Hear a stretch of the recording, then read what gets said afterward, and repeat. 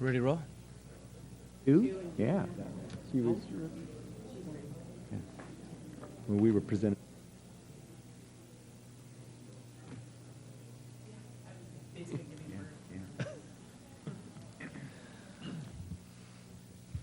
Ready? All right, cool. Good morning, everyone. It is 11:05, so we want to get our meeting started today for our special meeting for our Cannabis Standing Committee, and we'll call the meeting to order and just let the record reflect that both Supervisor Phillips and I are present. And we have two items, one item on the agenda today, but at the end we want to let everybody know there will be a chance for public comment as well. So to start us off, to receive a presentation, we have David McPherson of HDL Companies on the fiscal analysis on the commercial cannabis industry, and also today's hearing is about providing additional direction to staff. But to get us started is our Assistant CEO, Nick Chulos. Thank you, Mr. Chairman. Just a few brief opening comments. As you know from the cover memo that was put out with the HDL report, the cover memo that our office put together, the cannabis world is rapidly evolving. It has evolved a lot in the last couple of years. It continues to evolve very rapidly. The regulatory structure continues to evolve. There were initial projections made back in the 2015-16 timeframe projecting that there would be a significant amount of revenue generated through the cannabis industry. And tax rates were set at that time.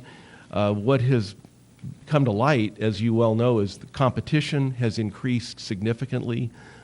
Issues of supply, oversupply potentially have come up.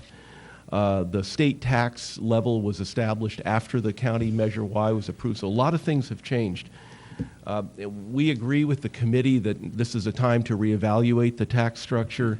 HDL has done a lot of work on this, and you'll hear more from Mr. McPherson in a minute. We've also seen some work that Fitch has done, another firm, and basically Fitch agrees with HDL that there is a need to re-examine the tax rate for a lot of reasons. The question really before the committee and ultimately the board is what is the proper tax level?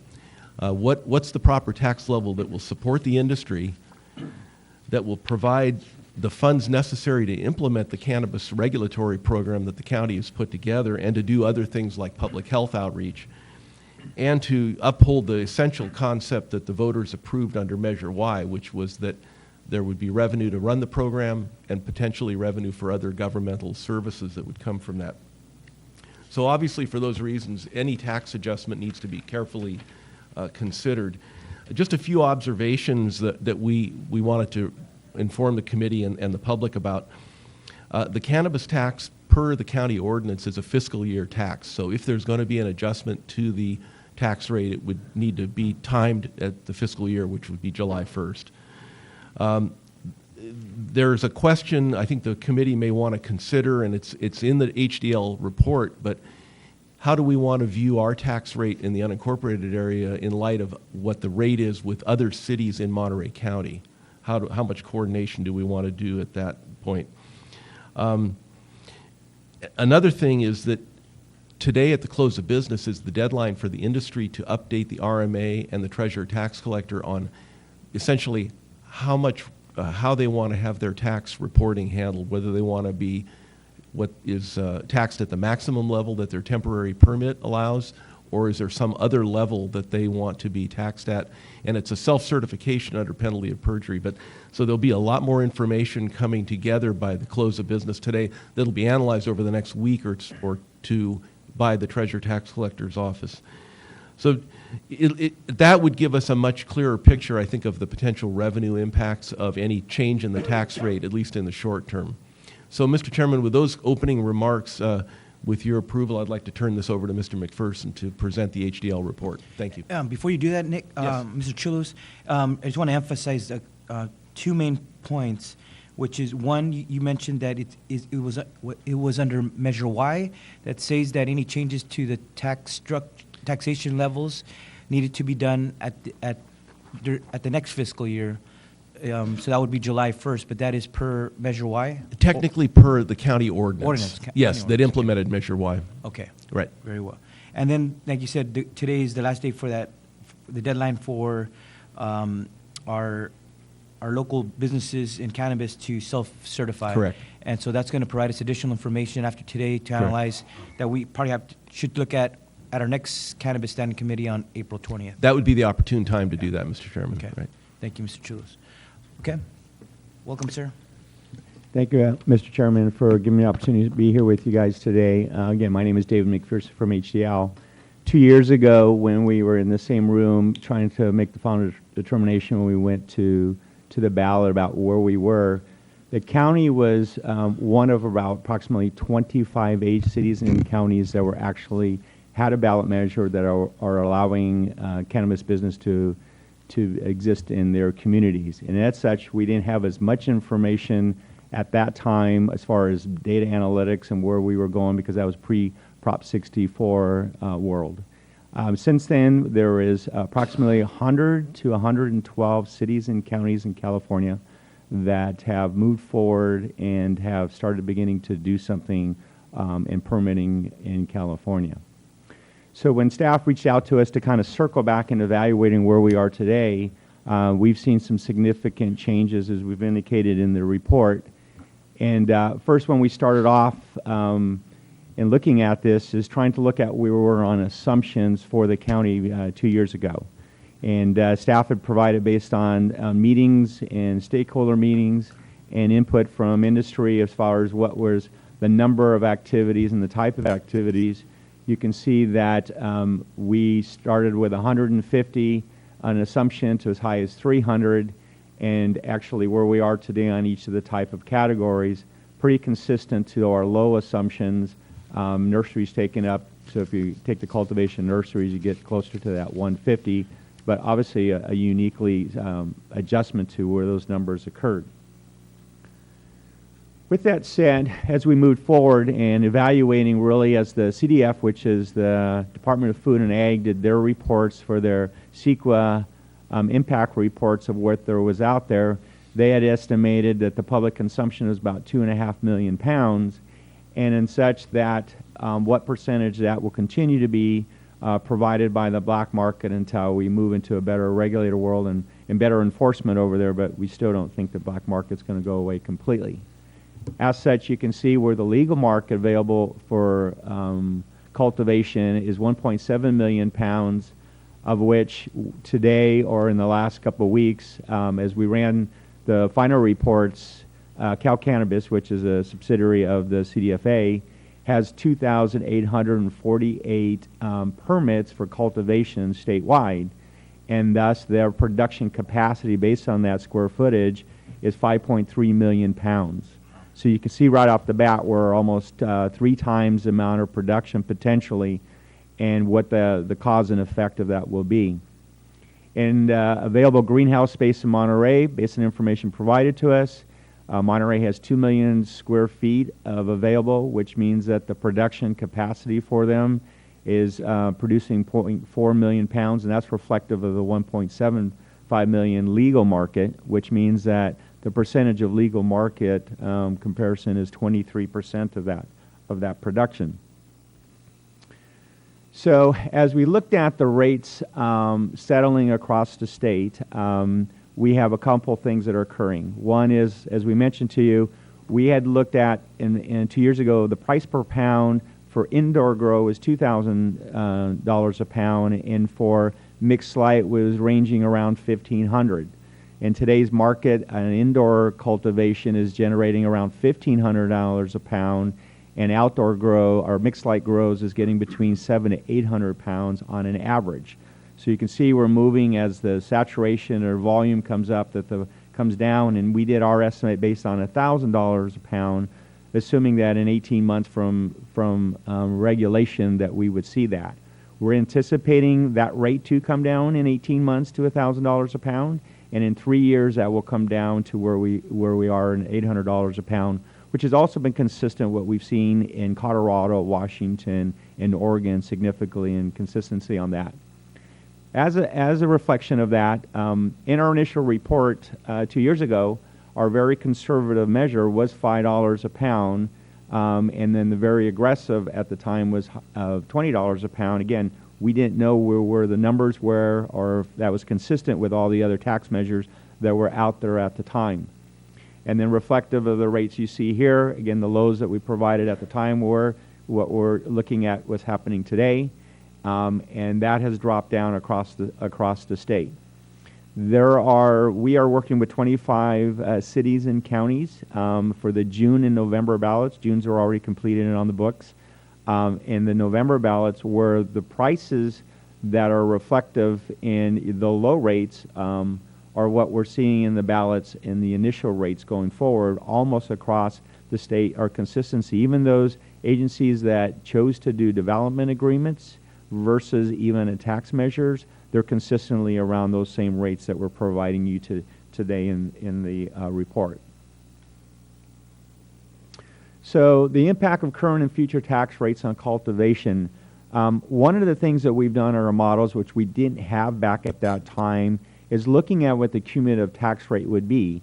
Again, Prop 64 didn't pass, so we didn't have the 15% excise tax. We didn't have the cultivation tax of 9 1/4 on bud and 275 on the trim. Those now have gone into effect, and so that saturation is starting to take its toll. So if you look at where that would have been with the current rates that we provided back then, again, that we thought were consistent, is that's equivalency. We try to rotate it over to equivalency of what that would be today's market, and you can see where that current rate for cultivation, it would have been a 6.5%. Manufacturing are pretty consistent there, but that would get you at 32%. And in our cumulative evaluation, anything that's above 30% is really where that trigger point is for businesses to be competitive with the volume and saturation of the market. And at the same time, and more importantly, is that how they're impacted by the black market. That just means that they can be more successful because their pricing point that they can provide really doesn't disservices to the regulated industry. And then you can see if we actually map that out to where we were going, where the tax measure gives us to in 2022 when you're maxed out at full rates. You can see where the rates would end up at 11% and 10% respectively, which puts us at 40%, which is far over even at that would be not sustainable. And we've already seen rates in Washington and Colorado when they were 34 to 37% and as high as 42%. It just was very difficult for both the industry and the regulators to make it sustainable. Then what we provided you is alternatives to look at in consideration. And alternate rate A, which is what we're putting on most ballot measures in today's environment, is an initial rate of 4%, not to exceed 7%. So you can see as here to the alternate, because you're already existing, what those equivalents would be that are very sustainable and very consistent with everyone's going to be statewide. If we reset this and look at all the agencies come January, you'll see the averages are going to be right where we're providing you statistically. And more importantly, it's consistent with that cumulative rate that we're trying to stay under 30% in today's market, or will be in the market in the current future. So the impact and the rates on the nurseries was an interesting thing because it's kind of evolved in various things. Again, another changing aspect that we had that we didn't have 2 years ago is regulations. The regulations back then had a definition of premises that was limited what can be on a premise. It limited it that people couldn't be vertically integrated or own multiple types of different businesses. They had to have separation from distribution, transportation, and other activities. And then right afterwards, in 2017, it was now allowed to be all vertically integrated. So it changed even the business model of how people were looking at this as a business. So as such, I think that's what kind of drove a little bit of the high volume of nurseries that you are receiving, because of the fact that, typically a cultivator could have mother plants and clones on a property, but if I'm taking 5,000 square feet of a 22,000 square facility at a higher rate, it makes more efficiency not only from a production standpoint, but to have a nursery to feed into the cultivation permit. And that's why I think increased the supplies and demand for nurseries in here. And the climate here is very good for nurseries, which you can see a lot of them you have here. So you make up currently 28% of the nurseries in California, and it's the highest in the counter and in the sector.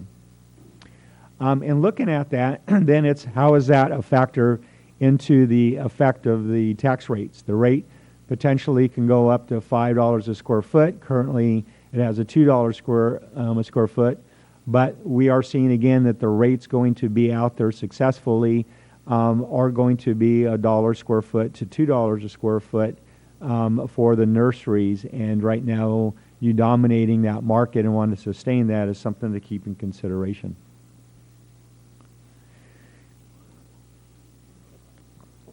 So two of the choking points that we are seeing in the state are both testing labs and distribution. And so we're looking at places that are trying to encourage those testing labs and distribution to occur. Distribution, of course, can be vertically integrated. Testing labs, they cannot.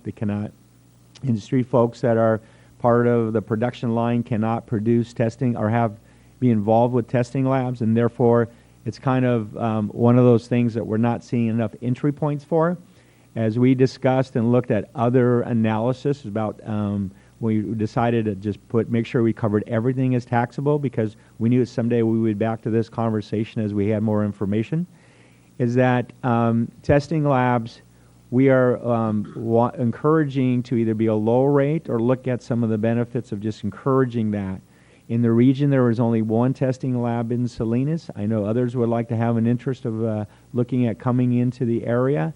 And so having some options for them to either reducing their rate to a low amount of 1% or even of consideration of not having a tax on it to incur to that will help the industry not only efficiency and cost, but also be able to move their product a little faster to be competitive.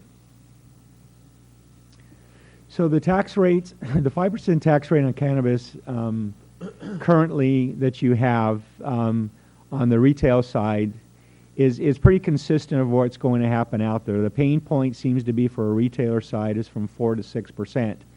The initial rates on other activities, though, because we just kind of bulked them all in there and not breaking them down, knowing that you would have the opportunity to do that. Again, we didn't know the vertical operations now, and so for someone to be taxed on a product with those accumulatives, as you saw, those 30 to 40 could be at 50% if you actually did it, all of that, of how do you still do that and be mindful of staying under that 30%. These rates are reflective of that, so that if you did that rate that we showed you, that accumulative tax of 30%, reflective is that if someone was vertically and you had distribution at 2%, manufacturing at 2.5%, and retailers from 4%, and still having a little bit of flexibility in there, those rates respectively at the high ends are now 3, 4, 6%, where they might have been 7 to 10% 2 years ago. And as we mentioned here, the retailer again is that one that because it's a retailer, they're competing with just the retailers within themselves versus the other activities. As we mentioned, the number of permits. We're looking at cultivations. There could, even though there's only 2,800 cultivation permits, we can be in the 10 to 15,000 cultivator permits. And so how do you be competitive at that is those rates are lower. Same with the manufacturers versus the retailers are more of a regional demand for your local group, and they're just competing with other retailers, and their rates are pretty consistent of where those could be. But the top end becomes very critical, and that's why we have it at 6% of that top end to keep it under that 30%. And so there are opportunities for both the manufacturing and the distribution now that people can be more vertically integrated is to look at that strategically and bring those rates down. So the last thing is, the question is, well, if I am vertically integrated, then I am paying all those taxes that we mentioned. We've had other clients that have looked at, especially when they don't have people coming in their door, and people are saying, well, because we have other touching points, how do you incentivize us to be able to be competitive, but also encourage you to come into your local agency if we have these different rates? And so one of the things to be considered in a future discussion is how do we give a discounted percentage for each category of, if we use the cultivation as our base and then work off that. So you're not really modifying whatever you make the decision on the cultivation rate, but for each additional category they have on the gross receipt side of it, that you may discount that to have an accumulative tax that's a little lower but competitive but still sustainable for both the industry, but also, the industry, but also keep in mind that we are trying to make sure that there's appropriate revenues for the county in order to sustain some of the goals and objectives of what they were looking at to begin with in this process. So the dual state license, again, the goal is to stay under the 30%.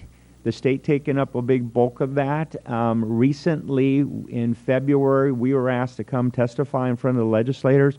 Fortunately, Tim Cromartie, for our team that just joined us 2 months ago, was the policy advisor for the League of Cities and worked closely with CSAC and RCRC on making and preaching that we need to bring the excise tax down, and either that the governor or legislator has the authority to do that.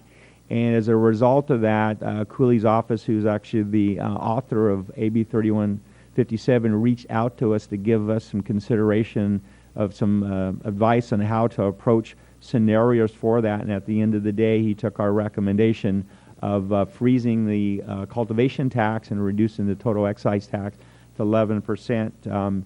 So we encourage you to maybe support that as that moves forward, so that the governor does not veto that. And then the last thing to touch upon is the support that Mr. Nicholas indicated. So when we looked at this 2 years ago, we did collaborate in coordination with the other, because we did the tax measures for the other agencies that moved forward in November at the time, is a consensus of being consistent and making sure that we were all at the same page of that, just reaching out and have a discussion with them to be mindful of that strategically, of how the county and the cities can collaborate and work together on evaluating it to be sustainable for the whole county and for all the local communities. So if we look at the revenue projections based where we are today, you can see the figures on here. We have actual, and this is the beauty of, we have actual numbers to kind of evaluate that of what we looked at. And if you looked at alternate rate A versus what would be, you can see obviously there's a big difference. But ironically, if you look at what the very aggressive rates were when we did our report at the time, and not knowing where we were at, is that if you back out the number of permits that were not in that assumption, it's pretty consistent with what we would have been at the avenue rates for alternate rates for B at the time. So that is the projections that you can look at what the outcome would be as a result of that. Oops. And so with that, I'd more turn it back to Nick if he wants to close with any further discussion.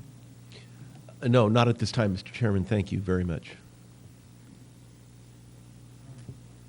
County Council want to add anything? Nope, I don't have anything to add. Okay, all right. All right, questions. First from Supervisor Phillips. You mentioned some state legislation and staying some of the state legislation, is that correct?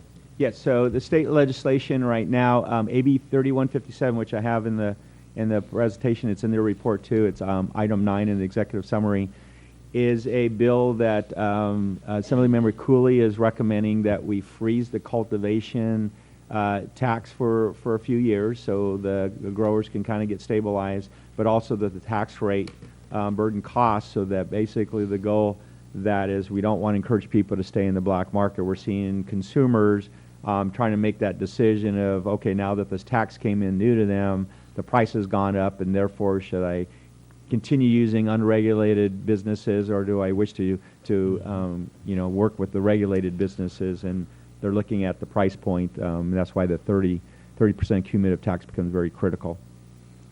And Mr. Chairman, on that legislation, that is coming to the Legislative Committee meeting Monday, and the staff is recommending that the committee consider a support position on that legislation. Okay.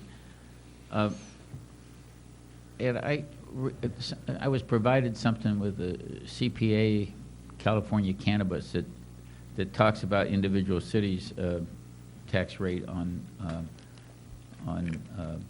cultivation, and they look, at least a number of those cities are consistent with what we're doing now. What comparisons did you use for your, I mean, you're not comparing us to open grows in Humboldt County or anything. No, actually, in the CPA report, and I know which one it is because I know the author of that, you got to remember, those are November of 2016 measures. And even then, you're seeing those doing the same thing as having discussion. Berkeley, who had a 10% tax, is bringing it down to 5%. Oakland's bringing it down to 5%. Cities in Southern California are bringing it down. And then all those that came in the June ballot, like out the city of LA is at 2%. And the cities that are, again, there's 25 cities and counties that are going to be this June and November ballots, are bringing those rates or recommending those rates based on what we presented to you today. Okay. What percentage of the production do you think it's occurring here and in the regional area is attributed to the black market, would you say?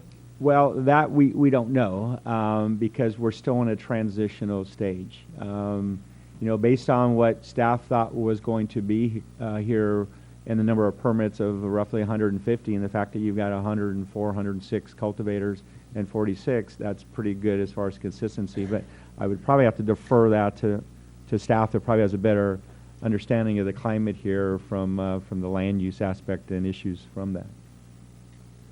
Well, we're, in terms of the illegal operations, we're aware of pretty extensive illegal operations, particularly in the south part of the county, other portions of the county. We've had discussions about enforcement operations, and the intent is that we will be doing enforcement. A warning letter was sent out to landowners, and we don't have a number, really. I know in District 3 there's a kind of an informal count, and it's a significant number of illegal operations in the south part of the county. Supervisor Phillips, if I may, one unique thing that's occurring right now as well as part of the black market is that up to January 1st, the black market or gray market was permitted to work with non-regulated businesses or retailers. So now that we're moving, those retailers and distributors, in order to move the product to market, can't work with illegal or black market anymore. So that transformation is occurring in the next 6 months, that black market will be impacted by their ability to move it even into that gray market that they did in the past as well. Okay. Yeah. I mean, to me, that's the big concern of unfair competition with the licensed people is that we haven't been able to, for lack of resources, to do more about the black market and controlling it. And that's really an unfair competition for the people who are doing it the right way. Plus, you're right, we got to relook at it.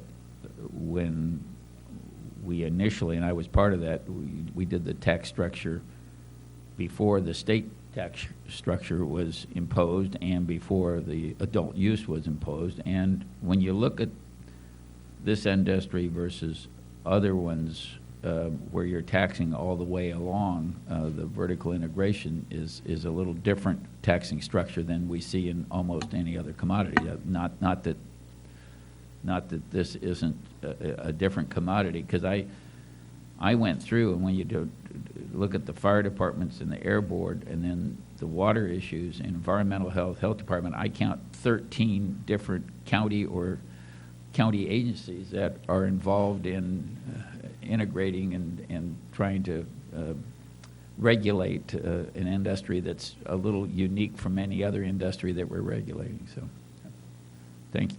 Mr. Chairman, one comment, since this slide happens to be up on the screen. I think the committee should be just informed that the annual revenue projections that are shown there under whatever scenario you want to look at are based on all of those operators successfully operating. And I believe this chart is actually kind of a blend of existing businesses and projected. So I just would caution you in terms of the revenue projections, those numbers may be higher than what actually comes to pass. Would be my only kind of caveat. the revenue projections. I can add to that a little bit. For example, it shows 15 retailers. We do not currently have 15 retailers in the county. I believe we have 3. But conversely, the cultivators show 106. I believe that is a more accurate number of who's currently operating in the county. So it mixes apples and oranges a little bit.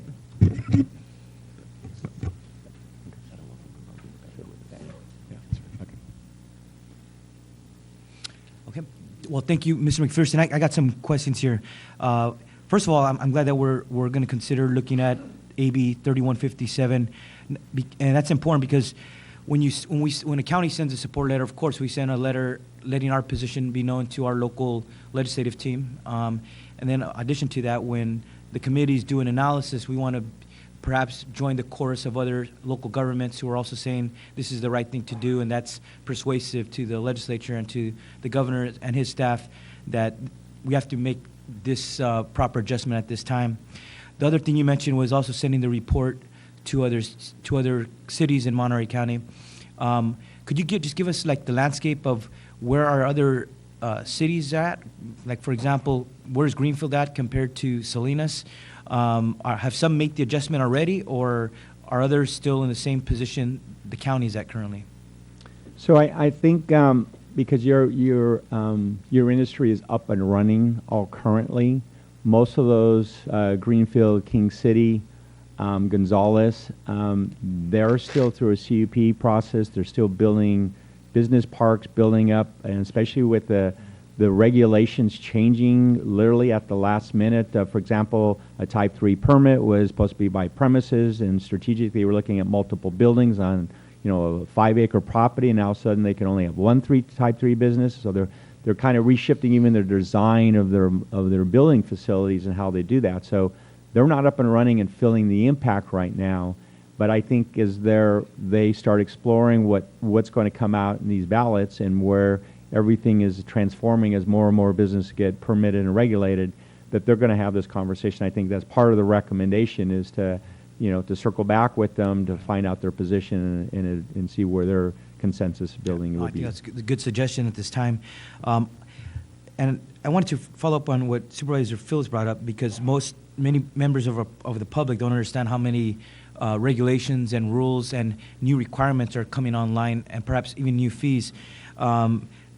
What I did hear mentioned is there's some new water regulations that is posing an additional challenge and cost to some of these businesses on top of everything that we've been talking about, the state fees, the local fees. And on top of that, I think there's our local fire districts are looking to do their own fee on top of everything that you just mentioned as well. Could you just mention that and put that into context of this whole conversation? Sure, yeah, and we've worked with the fire district because they are not a purview. Fire inspections or fire issues are critical as far as an annual regulatory review, because as you know, you just recently had fires in the last year or so one fire can do a lot of damage, and so they know they have to do inspections on these facilities, and they're trying to determine what their fees are going to be and add that on top of that. But what you mentioned is the most critical one, because we're talking about cultivation that takes up a lot of water, gets into the groundwater, has environmental aspects, is that the industry from the cultivation side have to go through the water agencies in order to get their permits there. And so part of that is that trickling effect of a very heavily regulated industry for them, of a burden cost to them. So burden costs of regulatory permits and infrastructure costs are two critical things that when taxes come involved and you kind of do them all, and then now paying employees different, OSHA requirements and things, start eating them up, and then there's a lot of capital and costs up front without them even making a penny yet. So that's critical of them being able to be sustainable to readdress this. Mr. Chairman, one other aspect to the water system issue, and I believe we're trying to get someone from the state to come to the next meeting of the committee on April 20th. The operators or the businesses are required to meet state drinking water standards, and that's a requirement. If Mr. Ramirez is here from Environmental Health, I believe he may be in the audience today, he could explain further about that. But that's an issue that came up in the recent past that has posed a problem for the industry, and we're trying to determine how to best facilitate a solution to that issue. Is Environmental Health Director John Ramirez here? Maybe he'll join us in a bit. He may not be here today, Yeah. Mr. Chairman, but we are bringing. Oh, okay. Okay. Mr. Encarnacion's here. Yeah. Okay. Great.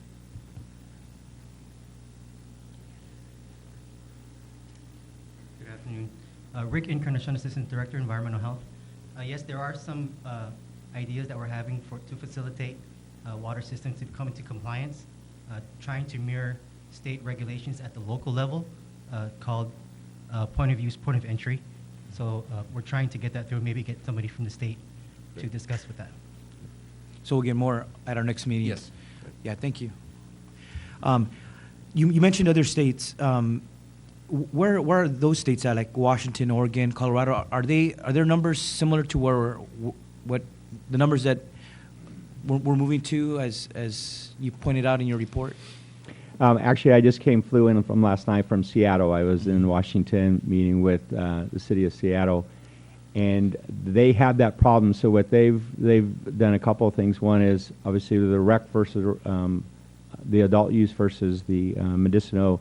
Medicinal is kind of transitioning it away as an activity, but their rates were higher, and they saw that compression where, as the market, the analysis we provided you, whereas the price per pound comes down, the purchase per pound comes down, the competitive about that, and the black market still trying to do that, is that they are trying to bring those rates down from a total of cumulative tax as that pain point, which we shared with you, of the 30%.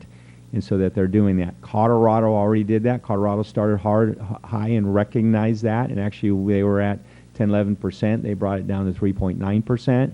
They weren't as high as our 15% excise tax, but they were, 11 to 12% was pretty much there. When they brought it down to 3.9, they saw a little bit of a stabilization and less issues from a black market and addressing people trying to cut corners in order to survive.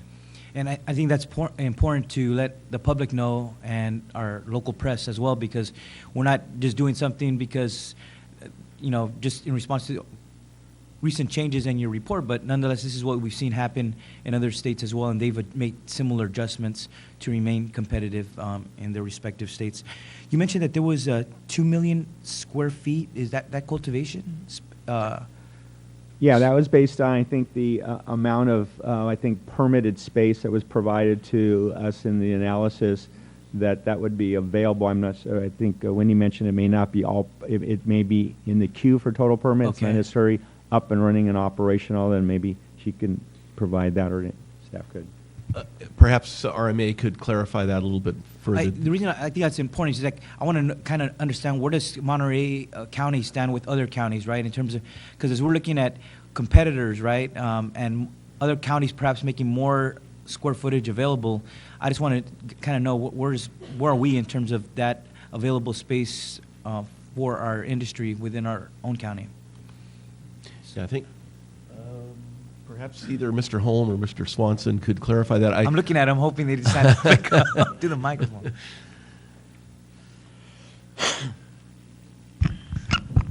Hello there. Brandon Swanson with RMA. If I could just get a little clarification on the question. We're looking to see how much more space could be available to expand. No, I'm saying how many square footage are being utilized today, and how many do we project to be available? Like, this number, I think, is what we expect. When it's at maximum, it would be 2 million square feet. Where does that stand in terms of available square footage Sure. compared to Mendocino, Humboldt, Santa Barbara County? Comparative to other jurisdictions, I'm not entirely sure. I do know that Monterey County, when we were doing this early on, is unique in that we have so much square footage available. I did see the 2 million square foot number, and I don't know where that number came from. Perhaps Mr. McPherson could speak to that. I'm not sure where the build-out number for the square footage of existing greenhouses is. But right now, currently, I believe we're, with all of the temporary permits and everything that are out there, it's around 800,000 square feet that are being used right now, give or take. But that's, people are not utilizing, for example, if you have a Type 3B license, you can grow up to 22,000 square feet. folks are not maxing out those licenses yet. So I believe all of these greenhouses that are being used currently are underutilized. So I hope does that answer your question a Yeah. little bit? And I'll follow up Okay. more with you. Yeah. Mr. Chairman, I Yes. think also, just having a sidebar with Mr. McPherson, I think we'd like to go back with Mr. McPherson and just kind of revisit that 2 million number, Okay. make sure we're clear on exactly where All right. that came from. It's important, you know, when you just Sure. doing the comparison, because once you throw out a number, the people pick that number up and they say, hey, there's 2 million square footage available, or there could be once it ramps up fully. I just want to make sure we're accurate, but nonetheless, it also lets me know where are we at, number 3, 4 in terms of the available space that for cannabis cultivation. And Yeah, I would, sorry. Go I was just going to offer to Mr. McPherson, the RMA, certainly with all of our land use records and everything, we'd be happy to work with you to help you determine what that correct number is. And we can work with the assessor's office as well. Okay, great, thank you. Great. Thank you. I got 2 more questions. One, just going back to the testing lab, because that's been brought up as an issue. If we want to have a robust industry in a county with that much space being cultivated now and perhaps increasing in the future, with only one testing lab, as you mentioned, creates barriers. You had mentioned that I think right now it's at 5% and perhaps looking at reducing it to 1% or none. Could you just elaborate on that? Yeah, that's correct. So one of the one things that I think we didn't look at the time of itemizing different categories, or we're doing in current ballot measures, is that they don't have, when you look at what their revenues are and what they make, to do a test. Tests can be from $75 to a batch to as high as $400, depending on what they're doing to a batch. So if you multiply that by the number of batches they choose, they're making maybe $2 million on an average annually. And if you look at their gross receipts on it, they don't have the same margins of what their productivity as far as for revenues are. And the fact that we don't have any kind of also shows that it's not an easy entry point. These laboratory machines cost on an average of almost $700,000. And so to put 2 in there, you already have a capital of $1.5 million, plus the level of people that have to run these machines and so forth makes it very challenging to get enough of them even to be there. So the goal would be is to try to encourage them to come into the county, Right. And so that they can help the industry, because otherwise they've got to have people come here or take their product farther away, which takes more time in order to get the results back. Right. And I think that makes absolute sense. Could you just let the public know, when they're testing, what are they testing for? Pesticides, whether a product is organic, what is being tested? Yeah, well, it's a state standard of what their low entry point. It varies, but it's a contaminated product for mold, mildew, and pesticides to a certain degree of what's allowable by the Department of Health and Safety, and it's mandated they all have to do that in order to take their product to market, and that's why we have the distribution be responsible for that component of it, for the accountability of it. Okay. Thank you for that. It is Yes. kind of unusual that testing lab would be taxed separate from the product. So that was an interesting.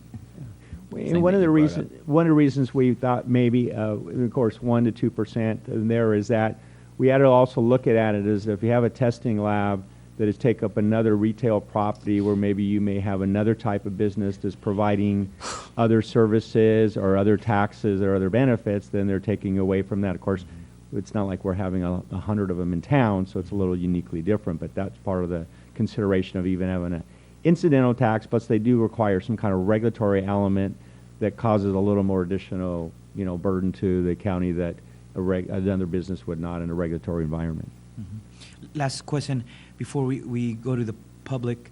On the 2% for distributors, is that the right number? 2%? Are some counties doing 0 versus what we currently have? Because I think when we originally set that, I think state law changed in terms of taxation for distributors. Could you just give us a little bit more information on what's been happening in terms of that particular tax for distributors?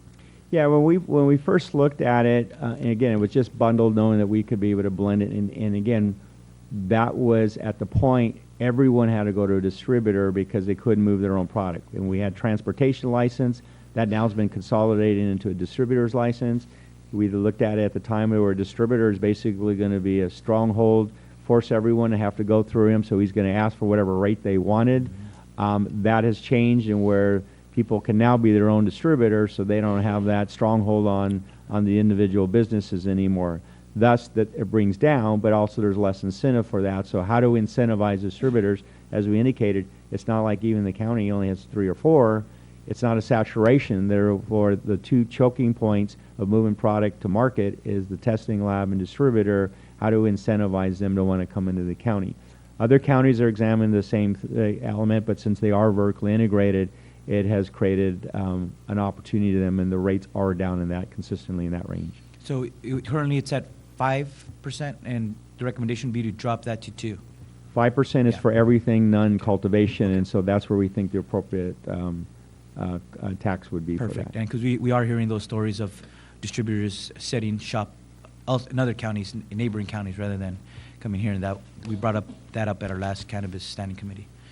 Okay, any other questions, Supervisor Phillips? Okay, we'll now, anything else from the presenters? No. Okay, so this is an opportunity now to open it for members of the public. I guess whoever comes first could just come to the microphone. Usually we have speaker slips, but we'll just do it informally by just, and I think we could limit comments to about 3 minutes. And you don't have to speak all 3 minutes. Howard's going to take it. I feel like that was directed at me. He will utilize his time, yeah. Thank you, Supervisor Alejo and Supervisor Phillips, for your leadership on this issue. It's not often that in government we are standing before you talking about lowering taxes, and so this is a welcome discussion. And piggybacking on our last meeting, I think this is very productive for both the industry and the regulators. I wanted to address some of the things that were said today. First of all, we support, looking at this bill that's been proposed, 3157. We hope that passes, but as we're hearing right now, there's not much support in the governor's office that may be vetoed if it were approved today. So I don't think it's prudent for us to rely on that in any way when we're talking about these numbers. That's icing on the cake if that happens, but the bottom line is we need to think locally and figure out what works for this community, and I don't want to rely on that information when we talk about our tax rates, if that's possible. When it comes to the numbers, that if you could go to the slide that has the different tax rates, the last one, yeah. So we agree with you that the numbers are probably overstated in the $15 and $7 range, because we believe that either people will stay with what they're reporting now or they will decrease at those levels. If it's $4 or lower, I believe the square footage there would at a minimum double. And so I believe that number at the bottom line on the 5.5 million is understated. I believe that we could double or even triple that number very easily, because you will see people that are operating today that are not in the permitting system that will come forward and start maintaining or applying for their legal status. We think that's a very valuable tool in the fight against the black market. And again, we in a number of meetings we've stated that one of our top goals is to remain competitive in a consistent legal market, and that's very tough to do when you have a robust black market. That would be a major way to pull those in that market into the legal and regulated one. We support no tax on testing and distribution. We also support no tax on manufacturing. At the very least, I think the 2.5% on manufacturing is a little high. If you look at those numbers, the rate per entity is about $50,000 on manufacturers, and we know that in King City there's a flat rate of $30,000. So we are, even in your conservative scenario, we're overtaxing compared to what our community is in other jurisdictions. So I'd ask that we at least lower that to 2%, and if we could get that down to 0, the product here has already been taxed, and we would certainly support that. if you look at the wine industry, we've been fighting very hard for decades to pull wineries in here rather than take our produce to Napa and bottle wine there for a value-added product. We need to provide incentives to the end, to the end product, the value-added product, because not only does that provide other tax revenue, but it also provides a lot more jobs and a lot more revenue and just economic balance in the whole system in this county. And so we support a very low tax or no tax on those three areas, thinking that cultivation is really where it is. Thank you.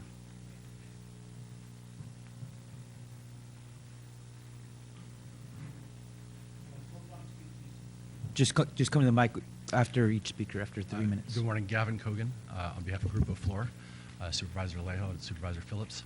I want to pull, oh, I'm just too tall, okay. It's brilliant, this ad hoc committee to respond. I mean, I look at this as a business. A business succeeds if it identifies a problem and reacts quickly, and I really applaud you for attending to this to react quickly. Both in the interim until July, but as well as July. The two issues that frustrate our industry right now is the black market and high taxes. And the fact is they're interrelated. And they're interrelated in that if we have too high a taxes, then we defeat the purpose of incentivizing people to participate. All of the fees that you, Supervisor Alejo, related to, I mean, it's a cavalcade of costs that are enormous. And that leads to the next issue, and that is capital flight. If this county is going to be a leader, which it darn well should be, given its position in the state, then we need to have an attractive environment for capital investment. Not just for operators, but people who are investing in this space. We're looking at 2 million square feet. Geez, every greenhouse here is $1.5 million alone in capital costs before you even start hiring people. The last thing I'll say is that my operation that Grupo Flor is involved in at Old Stage Road, I'll tell you that if the taxes were to be reduced down to the $4 rate, which I think it should still be less, that would allow us to triple our production, and that's triple the employees.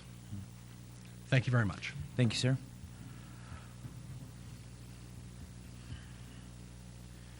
Hi, my name is Sergio. I want to thank you for giving us the opportunity to express our concerns, and especially your study, I think was quite interesting. I've been in this industry, not in the cannabis, but in the greenhouse industry in this county for 35 years.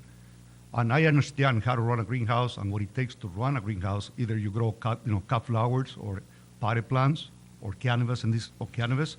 I've been involved in the cannabis industry for 1 year. So, I consider myself not an expert, but I have learned how challenging it is as a crop and the opportunities that we, going forward. So I want to speak about three things. One, the challenges that we're facing is that, at least for us, our company has paid $1.4 million worth of taxes alone for 2017. For this coming quarter, we don't have the funds to pay up our taxes. And that's a problem that we obviously want to do what is right. We want to be in the legal market, and looks like to me we've been penalized to be in the market when people in the black market, they're literally laughing right now. They're probably saying, look, these guys over there, thank you, because if we lower the taxes, they will benefit as well. And I will tell you that in the number that you stated on that 2 million square feet of greenhouse, Salinas, Monterey County has the ability to do pretty safe 7 million square feet of cannabis if we have a favorable tax. At the current $15, none of us will survive. We have no chance. And I think you guys know that based on your study. What I like to suggest is that, one, if you look at other cities in the county, Greenfield, King City, they have literally learned from our mistakes. They basically said, so everybody who's going to those cities, they're taking advantage of the mistakes we made, taxing ourselves at $15. So we're running out of money, and they're saying, look, come over to my city, do it for 3.5% tax. And in the other hand, ourselves, to raise more capital to go forward is very challenging. So my suggestion to you, with all due respect, is that you should consider giving us a grace period of maybe $2 per square foot, so we can get to retrofit our greenhouses. For example, right, so then later you want to adjust it, that would be okay, because look at it. I'm not in it to become a millionaire, which I would, but I think that what we need to realize is a couple of things. One, for every 2,000 square feet of greenhouse that we produce cannabis, we employ one employee in this county. So if we can get to 5 million square feet in the next 5 years, that means that we'll be creating $135 million worth of payroll revenue alone. So what I think that we need your help. And I think that give us the break. Give us that $2 for now. And then later on, you guys will do the right thing. I'm very confident. I want to thank you for your time and the opportunity for me to speak here. Thank you. Thank you very much, sir.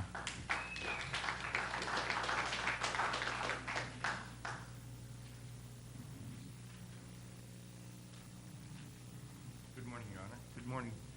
I'm Tom Seidel. I own Seidel Electric here, and I want to bring up a couple points that haven't been discussed yet. Let's talk about the trades. These folks have spent millions of dollars in the trades right now. The infrastructure, the building of this stuff. These old greenhouses, if you drive down Potter Road or some of these other roads, you'll see they've all collapsed. Well, thanks to some of the people, most of the people in this room right here now, they've got new life. They're being rebuilt.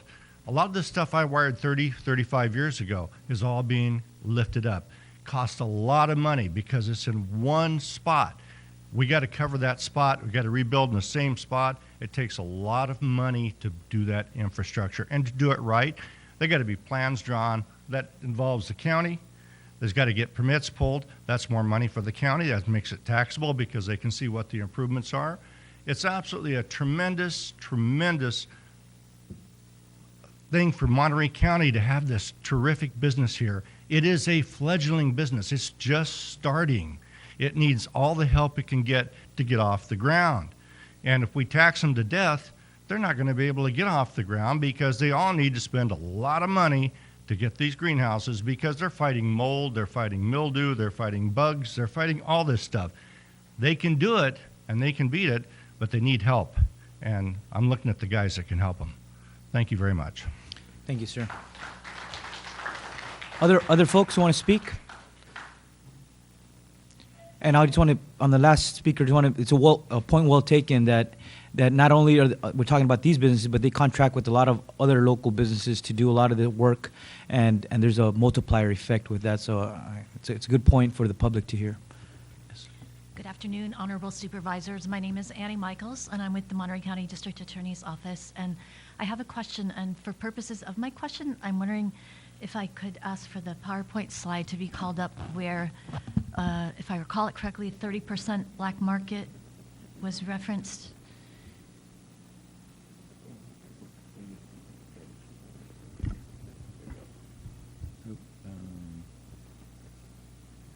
Right there?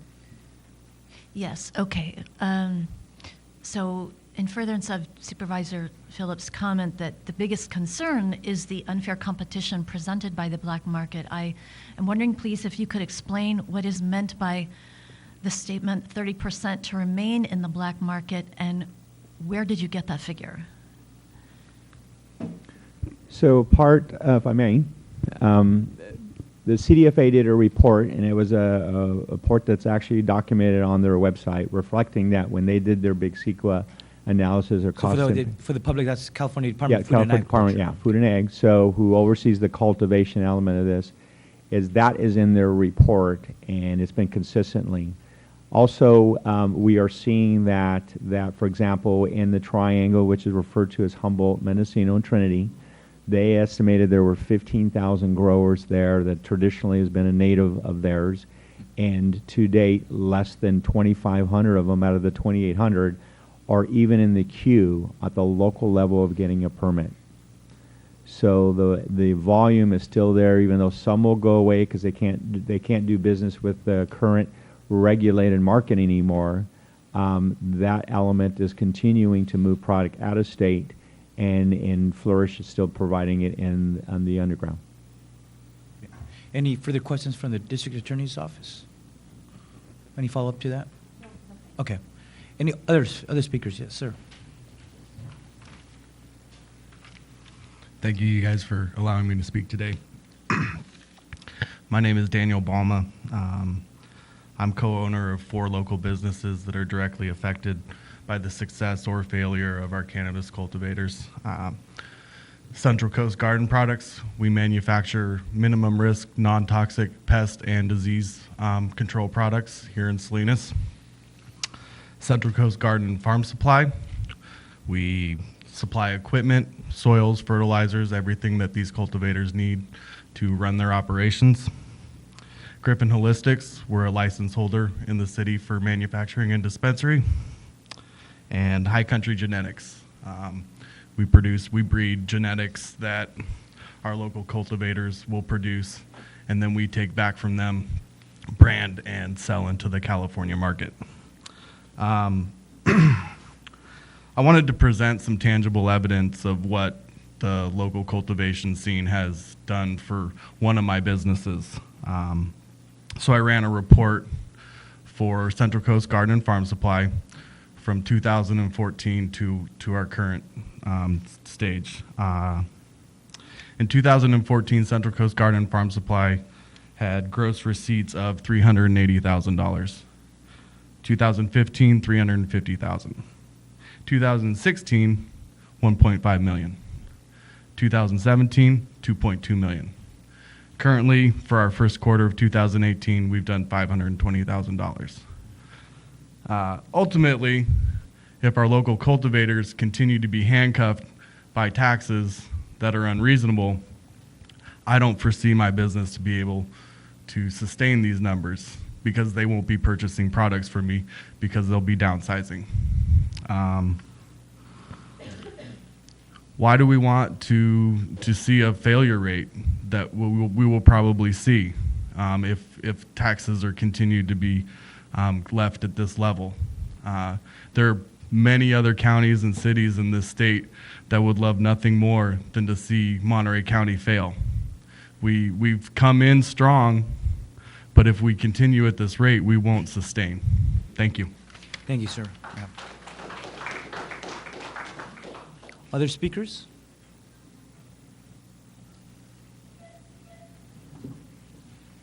Chairman, Mr. Supervisor, good to see you. Oliver Bates, Big Sur Farmers Association. Just wanted to bring up a couple points from a gray market side that we feel that some of these numbers are even high that they're projecting as far as a rate per pound.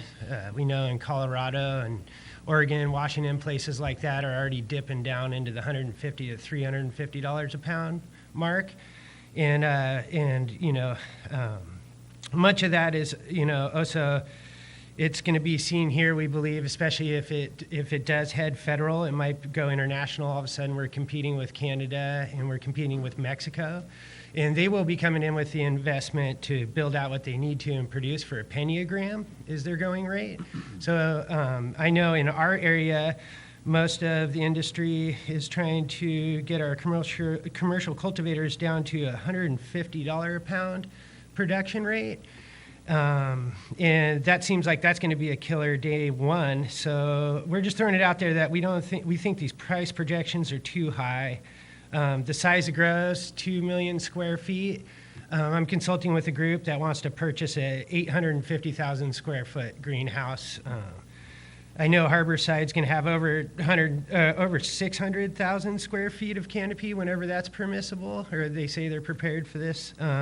So those projections of size of permissible canopy also seem very, very low to what's available in the greenhouses here.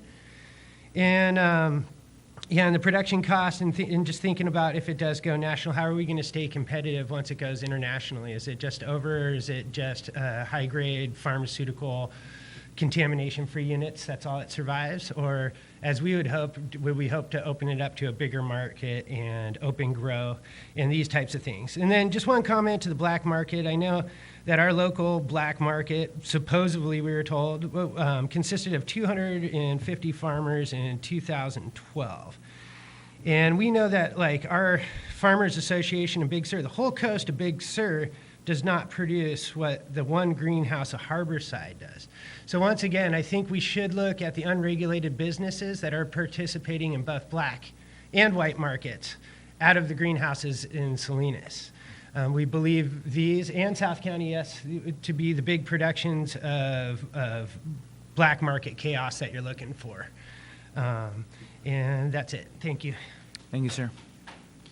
Other speakers?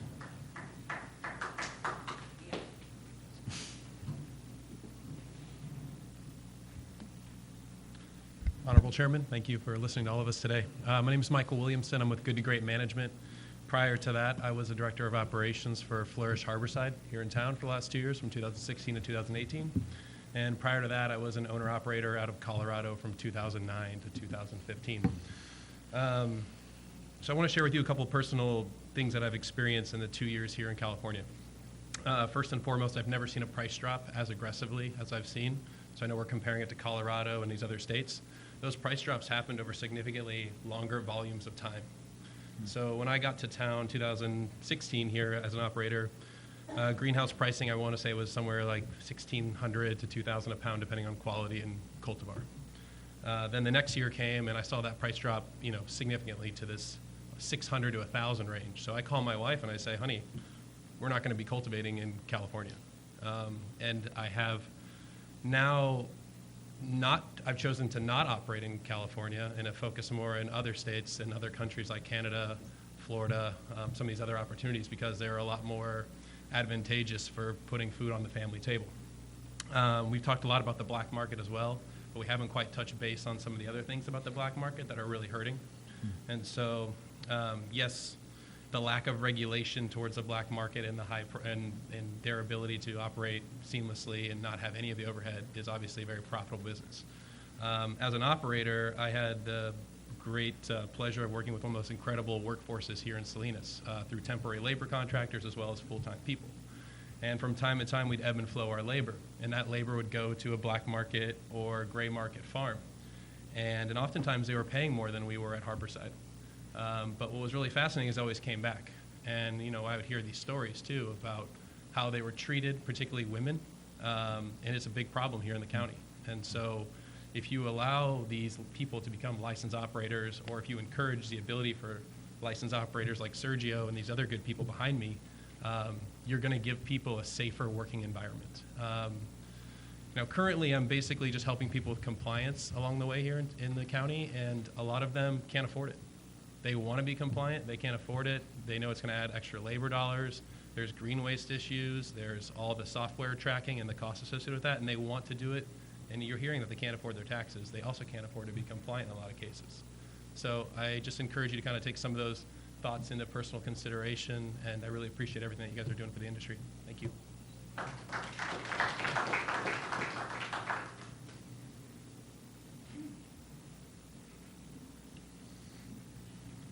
Hello, thank you. I'm Gene Brown, GT Brown Insurance Services, Inc., and Pacific Cannabis Insurance Services. Like taxes, insurance, no business really likes it, but they're necessary evils. I know that besides the general liability that is a mandatory insurance for all these businesses, there's also workers' comp and product liability. These are, again, when you're taxed so high, how can they even consider the high price of insurance? Everyone I know who has their permits are coming to us and asking us for general liability. There's going to be surety bonds that are coming down the road that are mandatory. So please, in order for these great businesses to stay, we have to give them something they can work with. Thank you. Thank you.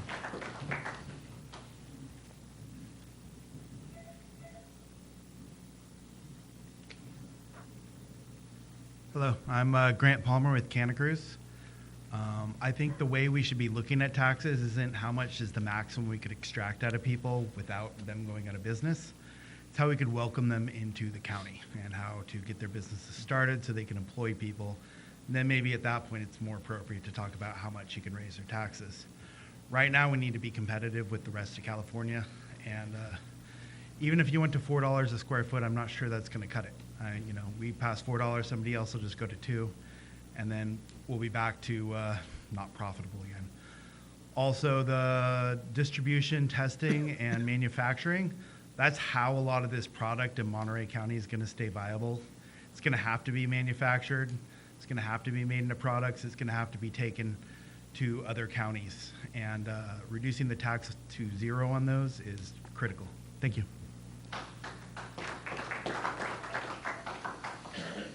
Anyone else?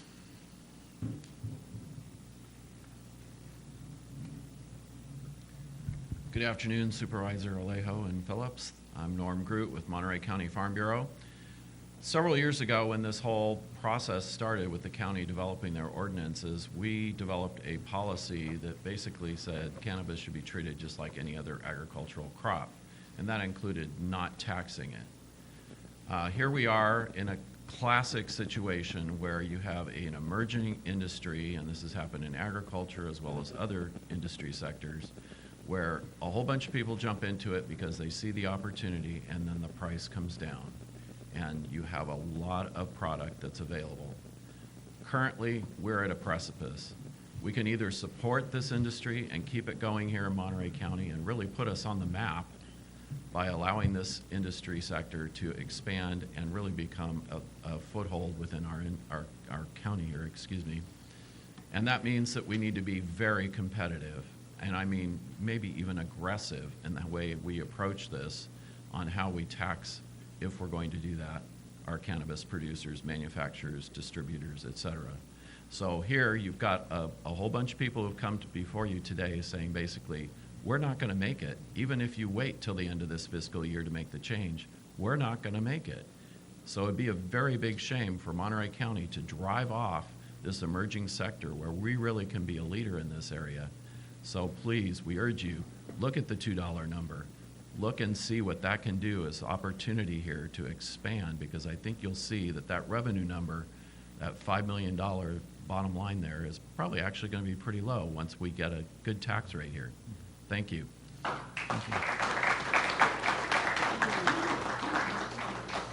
Anyone else? All right. What? Anyone? Okay. I just don't want anybody leaving and regretting not saying something. Okay, we'll bring this back then for additional comments. Anything from our presenters who want to respond to anything our public has mentioned here? Because I think this was very helpful as this report comes out. Staff and our district attorney's office, experts in the industry are able to come and give feedback and raise other key points that I think also help educate the public as we're looking to make a decision in a few weeks with the full board. All these concerns and folks, this is being streamed on the internet right now. Is this televised too? It's being streamed to the government channel, is my understanding. Okay, so yes. So it'll be televised, but this is all part of a process of educating our Monterey County residents what's happening in a rapidly changing industry, and because sometimes when you talk to folks, when the press reports we're considering lowering it, there is also an obligation on our part to educate the public what's happening. That's why your report, your comments, everyone else's comments here helps us in that process of educating all our county residents why these changes are needed in order to remain, for this industry to remain viable and competitive. But I don't know if you want to respond to any of the comments that were made. Sure, I appreciate it. I think they're gives you a consistency of the issues that we're starting to evolve, and as a lot of the speakers indicated, this is like quicksand. It keeps moving on you, and where we don't have years to figure out, it keeps it condensing from a year to months to weeks, how there's a reaction to that. This coming year is going to be very critical, as when we even 2-3 years ago, why we recommended stabilizing and not in a freeze on the tax, and now we're here talking about reduction consideration. We are also looking at the state regulations are only emergency regulations, where we thought we had them figured out. There was changes again on that.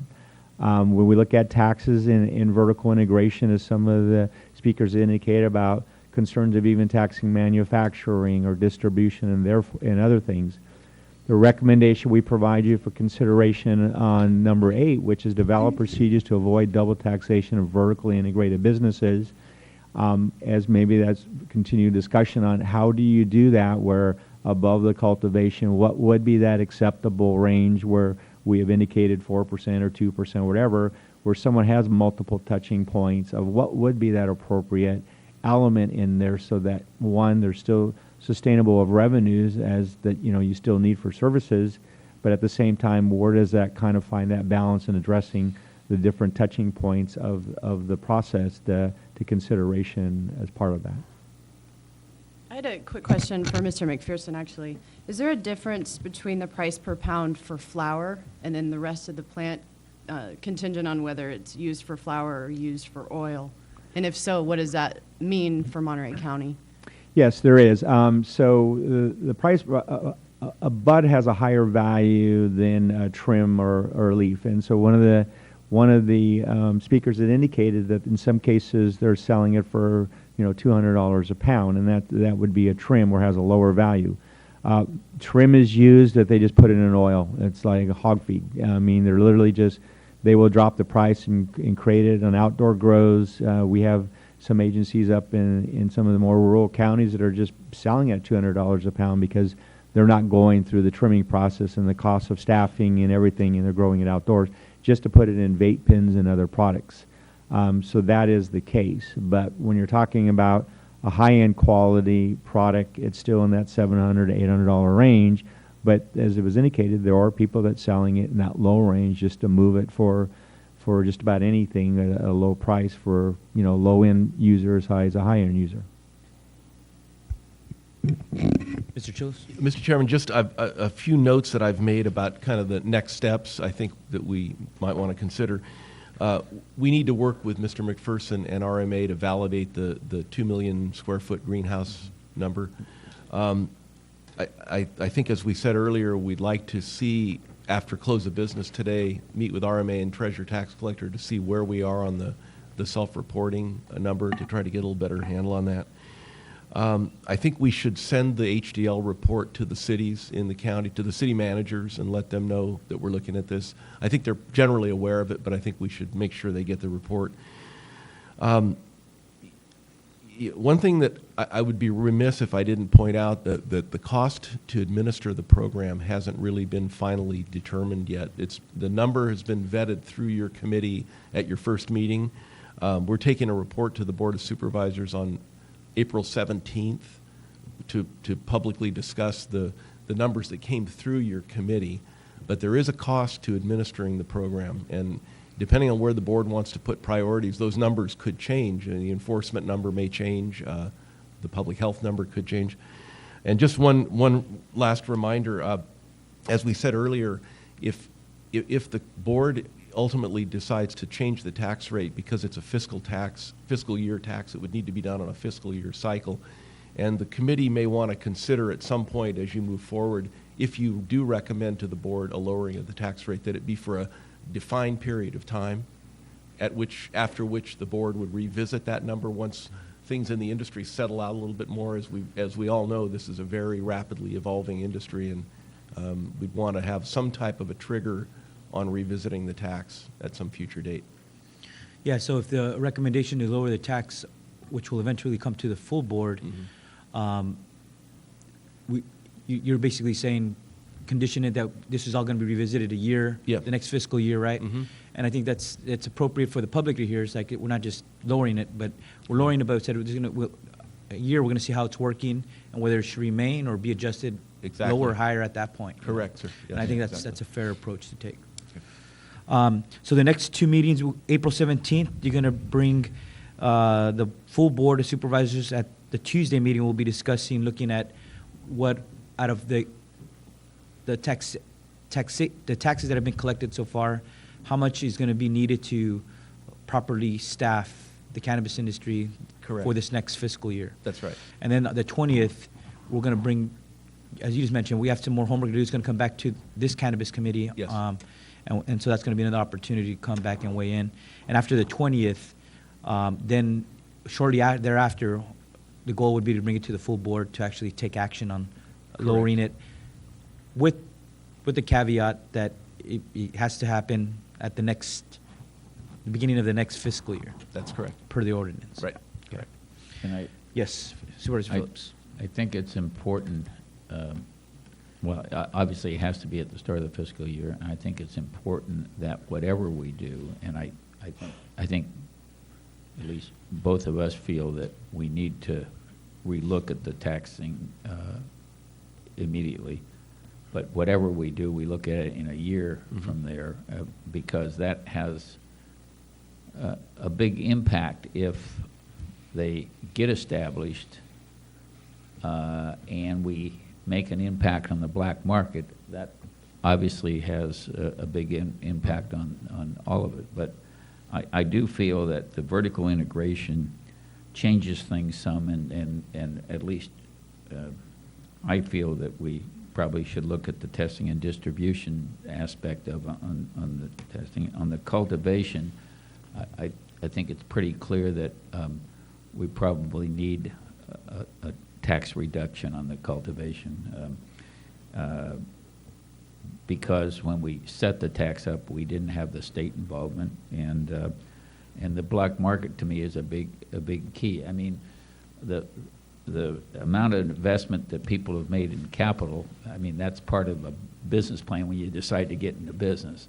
But I got to say that and you looked at those old, and I went and looked at them, a lot of those old greenhouses, you knew you had to put a lot of money into it. But with the water and the electric, and now PG&E, we're moving so fast, PG&E's having a tough time catching up and things to service them. I think that is a factor in encouraging viable businesses into the county. So, but I would hope that staff would come back and have a recommendation for us next meeting. Yeah, no, I think with some of the comments and feedback, I think on these key points, we could look at making some adjustments in those key areas before we take it to the full board. The last thing I wanted to mention is that even though we're talking about, because of not only fiscal and tax collection reasons and the ordinance that requires the change happen at the next fiscal year, the fact that we're giving a timeline here, April 20th, and then shortly after, bring it to the full board to look to make the adjustment that will start July 1st. Nonetheless, just taking action by the board, I think, addresses some of the concerns that were mentioned here today, because it does send the message out to investors, capital investors, and then those already invested here saying the adjustments aren't going to happen. They're just around the corner. I mean, even though we still have to, there has to be a decision and discussion by the full board, but nonetheless, it shows that the wheels are moving, and we are responding to the concerns addressed here. And I think that's a reassuring message, and it also sends a message to the black market that no, we're gonna look after our industry too, and we're gonna make sure that they remain competitive, also.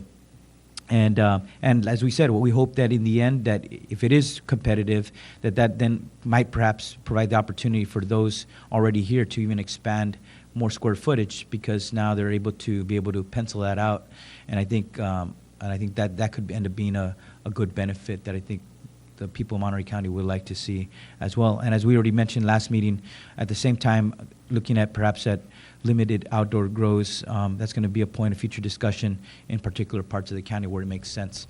And so that's another thing that's in motion as well.